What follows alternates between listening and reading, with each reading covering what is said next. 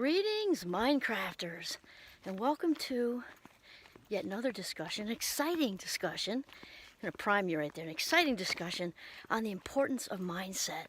And, we've been talking about this in Minecraft. Oh, and I should remind everyone, right? What I'm doing here is trying to be a vehicle to help people become the boss of their brain, to become the boss of your thoughts. So important, because thoughts come first and feelings come second, and then actions or behavior third, even if it's milliseconds. So just reminding you about that. If people say, oh, we are what we eat, okay, well, that's true, but you're not going to be eating anything if you don't have a brain, right? It's just how it works. We are what we think, absolutely, without question, which is why mindset is everything. This is my leash for Giovanni, and this is my glow-in-the-dark Einstein t-shirt. Everybody should have one. Just a little squirrel moment there. Okay, so mindset. Carol Dweck, gotta do my shout out right now. Not that I think I'd forget, but I could. Carol Dweck is like the goddess with all the mindset stuff. She's known all over the world, and not just in psychology, but education and business. She's made herself just wonderfully popular with this idea of mindset. And so she talks about fixed versus growth mindset, right?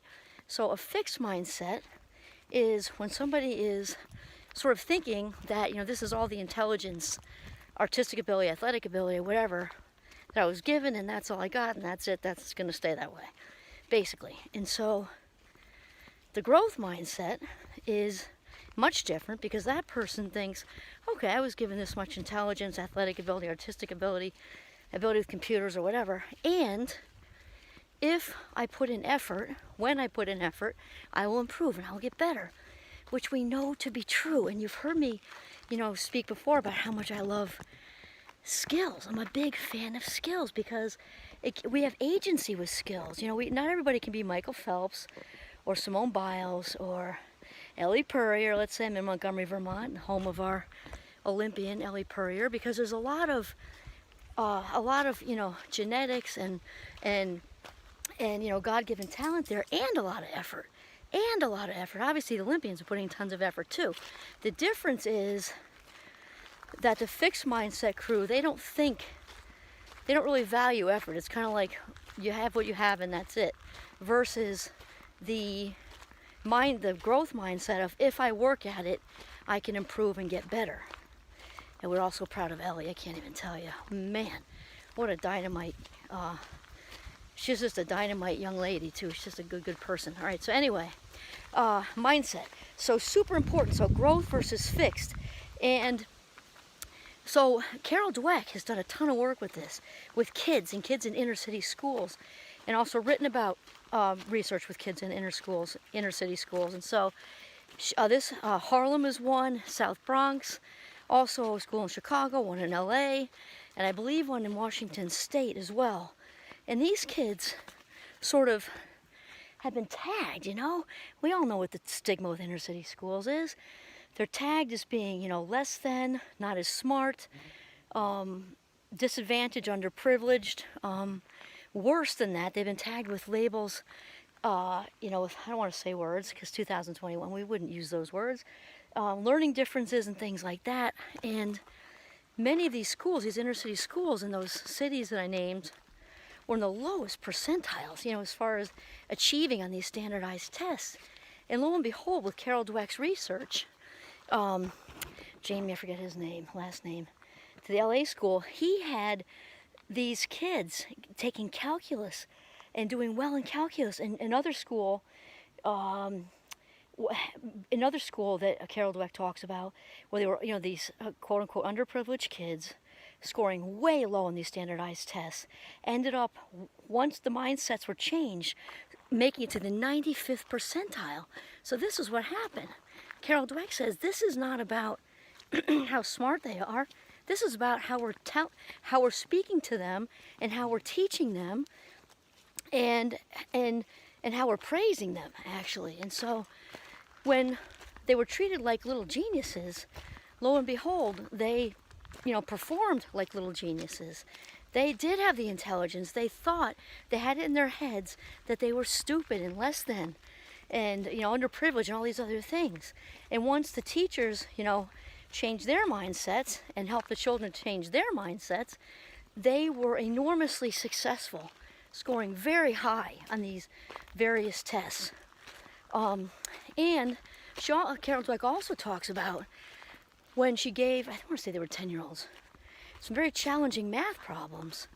Those kids with the fixed mindsets were very upset when they didn't perform like they were expected to, because when a kid's been tagged as the smart one in the family, you're so smart, they feel like they have to constantly prove themselves. And if they don't do well, they get a C or whatever grade that is, that they've somehow failed and haven't measured up to, their destiny or whatever. Same thing with athletics and artistic ability. And so she therefore talks about how important it is to praise as parents, parents definitely, and anyone who works with kids, to focus on praising their effort, the process, rather than character traits or personality traits, intelligence level, rather than say, wow, you're so smart, you got da-da-da-da-da. It doesn't mean never say they're smart. Okay, it's all right sometimes, but mostly it's way better to praise their effort. Like, look how well you did. You maybe it's a high school kid, and you sacrificed going on the camping trip on Saturday, and you put in all this effort, and look what happened. You did so well, that sort of thing. And she even found with these kids, because they were so locked into their label of being smart, the smart one in the family, just plain smart, whatever, that they went to great lengths to avoid quote unquote failing, because failure is excruciating for somebody with a fixed mindset. It doesn't mean the rest of us like failure either, it's just a much different outlook. And so Carol Dweck found that they would go to the lengths of either avoiding the challenge in class altogether, or in some cases even cheating, so that they didn't quote unquote fail. In other words, the kids with the growth mindset, if they got a C or whatever like that, they looked at or just got it wrong. The growth mindset kids looked at that as, wow, that was challenging, that was hard. The fact that I got a C is actually good here, because this was really hard. And they challenged themselves to learn more and to take something out of it. And I actually see this at the college level sometimes. That sometimes students are afraid to take on challenging things when they think that they might not hold up to this. So it's very, very important. And academics have a growth mindset. And then also, this really trickles into the rest of our lives too. So there's a huge correlation between a fixed mindset and pessimism, and there's a huge correlation between pessimism and depression. And so pessimism, of course, 3 P's. Pessimists are apt to take things personally, things are pervasive, and they are permanent. And so the 3 P's, personal, pervasive, and permanent, of pessimism are very much correlated with depression. And those with the fixed mindset also hold that, these bad events that happen to them are very personal and pervasive and permanent. And so if somebody is struggling with depression with a fixed mindset, is going to have a much tougher time than somebody with a growth mindset. And growth mindset is linked more to optimism. So obviously depression is complicated. We'll do more on that later also. I know I keep saying that, but you can only do so much in 17 minutes. So we're going to focus here on the importance of having a growth mindset. So the person with the more fixed mindset is going to look at their depression as, like, this is it, I'm depressed, it's it forever. I kind of like, this is just it. The ticket, I got the bad lottery ticket, I'm depressed, it's how it is, it's never going to get any better, blah, blah, blah, blah.